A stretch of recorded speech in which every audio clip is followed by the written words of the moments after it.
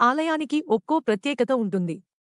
అలాగే అరుణాచలం ఆలయానికి కూడా చాలా ప్రత్యేకత ఉంటుంది. అక్కడ శివుడు నిండుగా నగలు ధరించి, పట్టు వస్త్రాలు ధరించి, కిరీటం పెట్టుకుని ఉంటాడు. దానికి ఒక కారణం ఉంది. పార్వతీదేవి ఒకరోజున స్వామివారు పక్కన కూర్చున్నప్పుడు స్వామి నుండి పునుగు వాసన వచ్చింది. ఆ వాసనకి అమ్మవారు చాలా ప్రీతి చెందారు.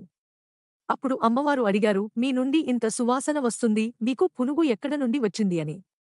దానికి పరమేశ్వరుడు ఇలా చెప్పాడు, పార్వతీ, పునుగు పిల్లి వాసన వల్ల ఋషుల భార్యలు పునుగు పిల్లి వెంటపడడం జరుగుతుంది అని ఋషులు ఏదో ఒకటి చేసి వాళ్ళ భార్యలని ఆ పునుగు పిల్లి నుండి రక్షించమని నన్ను అడిగారు.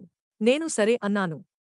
ఇప్పుడు నేను పునుగు పిల్లి దగ్గరికి వెళ్లి ఇలా అన్నాను, పులగా, నీ నుండే వచ్చే ఆ సువాసన వల్ల ఋషి పత్నులుని వెంటపడడం జరుగుతుంది. నువ్వు వెంటనే నీ ప్రాణాలని వదిలేయ్ అని అన్నాడు. దానికి అది సరే అని ఒక చిన్న కోరిక కోరుతుంది.